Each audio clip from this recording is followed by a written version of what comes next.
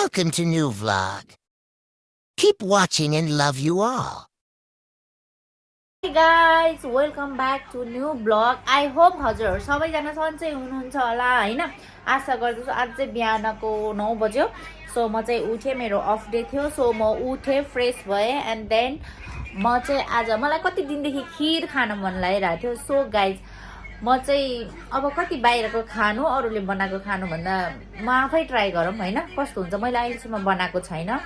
म आज first time खीर बनाउँदै छु। कस्तो बन्छ हजुरहरुलाई पनि शेयर गर्न मलाई मेरो first experience. So guys keep watching. अनि पछि कोले सब्स्क्राइब गर्नु भएको छैन, न्यू साथीहरु हजुरहरुलाई पनि धेरै माया, धेरै सम्झना, प्लिज सब्स्क्राइब गरिदिनु। मेरो च्यानल भर्खर बनाएको न्यू च्यानल हो। सो धेरै सब्स्क्राइबर छैन। तपाईहरुले इजिली युट्युबमा गएर ममता लामा सर्च गर्दा नि हुन्छ, एक्सप्लोर युए विथ आरएम सर्च गर्दा नि मेरो नाम मेरो च्यानल आउँछ। सो गाइज गएर सब्स्क्राइब गर्नु। Love you all. अनि पछि टेक केयर, स्वस्थ रहनुस्, व्यस्त रहनुस्। म हजुरहरुलाई आजको मेरो रेसिपी देखाउँछु। सो कस्तो कस्तो लाग्यो, कस्तो भयो कमेन्ट गरिदिनु ल। सधैँ म ठाउँहरु एक्सप्लोर गरिरहेको हुन्थे, आज चाहिँ म खाना फुड, तर मैले फर्स्ट टाइम बनाउन लाग्यो। त्यही भएर मेरो फर्स्ट एक्सपिरियन्स भएर पनि म शेयर गर्न चाहन्छु। I want to see myself. म आफै हेर्न चाहन्छु कस्तो बन्यो, कस्तो। लास्ट टाइम मैले फर्स्ट टाइम त हैन, लास्ट टाइम मैले मटन बनाएको थिएँ, खसीको मासु। तर त्यो भिडियो अलि एडिटिङहरु क्लियर थिएन। सो तपाईले गएर हेर्न सक्नुहुन्छ। तर मिठो चाहिँ भएको थियो, मैले खाए भातसँग गप्लक हैन। Guys keep watching and love you all. सबैलाई धेरै माया। मैले कसरी बनाउँछु, के गरी बनाउँछु म तपाईहरुलाई देखाउँछु है त। Keep watching. हजुरहरुलाई देखाउँदै छु मैले के रेडी पारे भनेर इन्ग्रेडियन्ट्सहरु। यहाँ काजु, बदाम अनि पछि नरिवल काटेर पिस बनाए, वाश गरेर राखेको छु। एन्ड देन यहाँ किसमिस अलिकति लिए, मैले चाहिँ थोरै बनाउन लाग्यो सो थोरै लिए। अनि यो मैले 2 लिटर जति के भन्छ मिल्क, फ्रेश मिल्क लिए, फ्रेश मिल्क लो फ्याटमा लिए। सो देन चिनी, सुगर, अनि पछि अलिकति चामल, अलिकति बनाउने भएर अलिकति चामल नै बनाएको। गाइज हेरौँ है कस्तो बन्छ, म हजुरहरुलाई देखाउँछु। Keep watching. वास्तवमा मैले यो भाँडामा अलिकति पानी यस्तो गरेँ भने गाइज यो टाँस्दैन अरे है, मुनि बस्दैन अरे, जल्दैन अरे। सो त्यसपछि म त्यसमा हाल्दैछु यो मिल्क।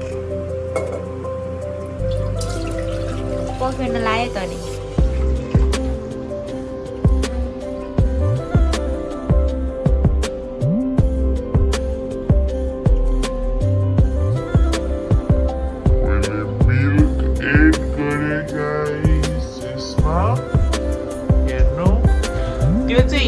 खीर चाहिँ हेभी भाँडामा पकाउनु पर्छ। हेभी भाँडा चाहिँ मसँग नयाँ थिएन, पुरानो मेरो भाँडा थियो, यसमा पकाउँदैछु। डोन्ट माइन्ड, यो पुरानो भाँडा भए पनि सफा छ, क्लिन छ एकदम।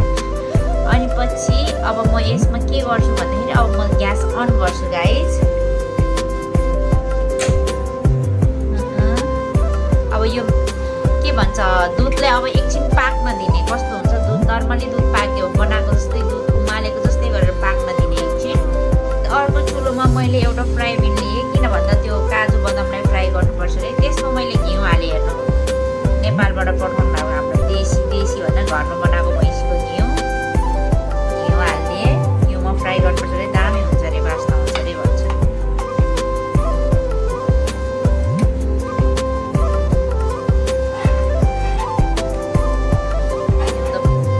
जर्दैन त, धेरै भइगयो।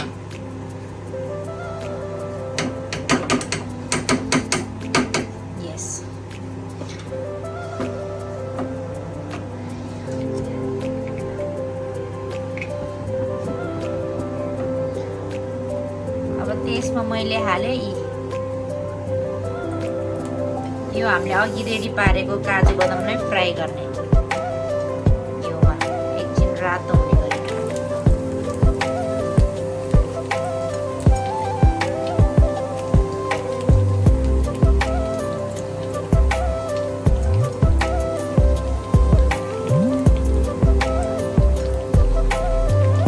किसमिसलाई चाहिँ होइन है गाइस, किसमिसलाई चाहिँ होइन, ओन्ली काजु बदामलाई मात्र है।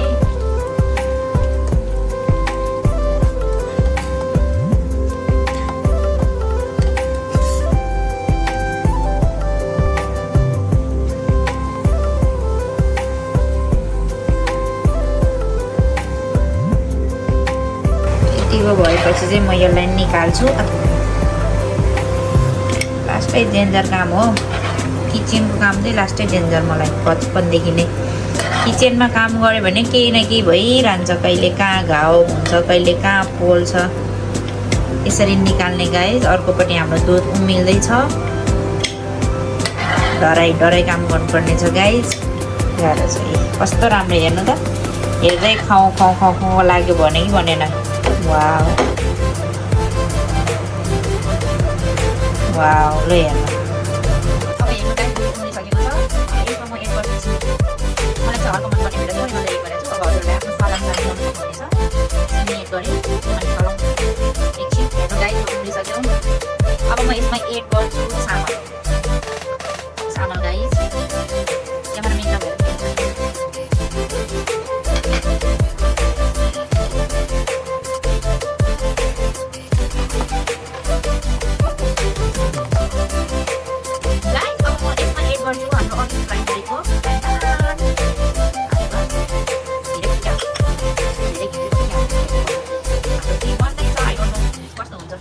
फर्स्ट टाइम बनाउँदैछु गाइस, सो यस्तो आइडिया छैन त्यति हो। हेर म यस्तो हुँदैछ, मजाले पाक्नु पऱ्यो नि, पाक्नलाई टाइम लाग्छ नि त, किन कि होइन गाइस।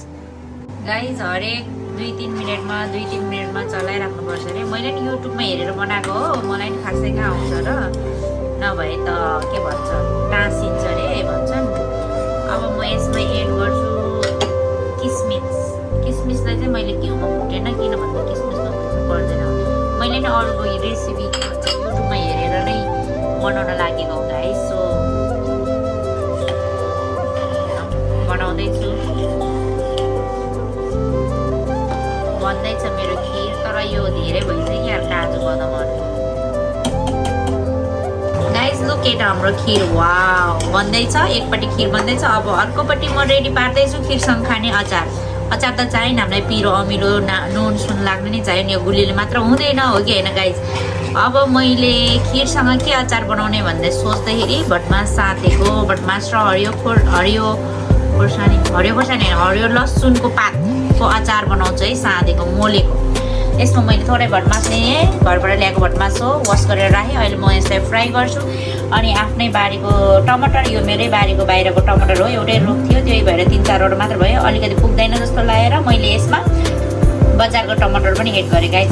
त्यसमा लिए यो आफ्नै बारीको धनियाँ, लसुन बजारको, यो आफ्नै बारीको भन्नाले नेपालबाट, यो आफ्नै बारीको, यो अदुवा चाहिँ बजारको, अनि पछि स्पेसली यो मेरो आफ्नै बारीको धेरै छन्, लसुनहरू धेरै छ मेरो, मैले लसुन धेरै रोपेको छु, किनभने लसुन त उम्रिहाल्छ, अरू अलिक टाइम लाग्छ उम्रिनलाई, सो लसुन धेरै रोपेको छु।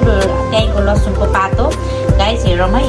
अब यसको पनि म तपाईँहरूलाई टुगेदर कसरी बनाउँछु देखाउँछु है त, मेरो स्टाइलमा। खिर हाम्रो यस्तो हुँदैछ, गाइस। अघिकै घिउमा मैले अघि काजु र बदाम भुटेकै ठाउँमा यो भुट्न गइरहेको छु, सायद पड्किन्छ होला, मलाई चाहिँ डर लाग्छ। म किचनमा काम गर्दै सधैँ पड्किन्छ, सो म अलिक टाढा बसेर पकाउँछु, मलाई गाह्रो हुन्छ कि यो किचनको काममा। मलाई सधैँ पड्केर मेरो हातमा दाग, फेसमा दाग लागिरहेको हुन्छ तेल उछिनेर, त्यही भएर मलाई डर लागिरहेछ। अब म यसलाई एकछिन भुट्छु गाइस। फाइनली हाम्रो खिर यस्तो बनेको छ।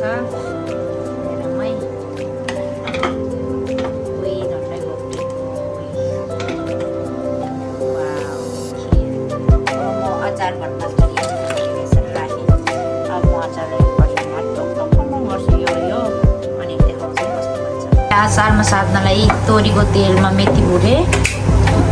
अब मैले यहाँ के हाल्छु हेर्नु है, हरियो लसुनको पात, टमाटर अघि भुटेको, अनि पछि अघिको पेस्ट, धनियाँ, हरियो खोर्सानी, डल्ले खोर्सानी, मसला सबैको पेस्ट हो यो।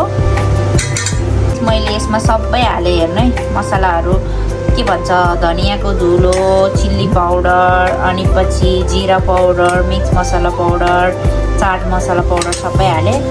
अब अघि हालेको फुरेको तेल र मेथी पनि धेरै कालो भएको छ।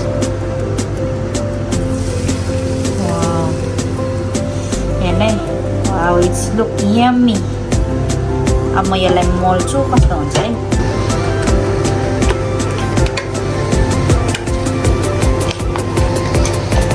म यसलाई राम्रोसँग मिक्स गर्दैछु फाइनल लुक अब देखाउँछु म तपाईँहरूलाई गाइस फाइनली मेरो अचार विथ खीर वाउ हेर्नु अब सर्भर प्लेटमा हालेर देखाउँछु कस्तो बन्यो मेरो खीर भनेर गाइजहरूलाई अचार wow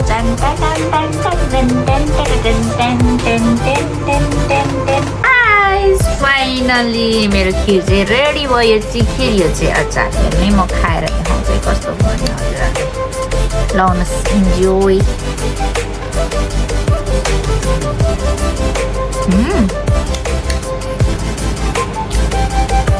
perfect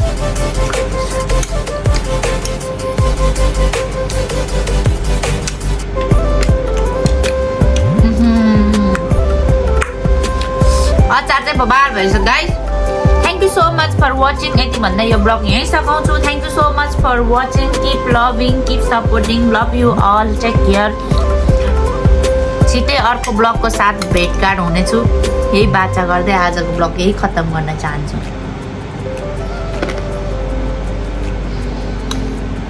Thank you so much for watching. Please subscribe to my channel. Explore UAE with Ro.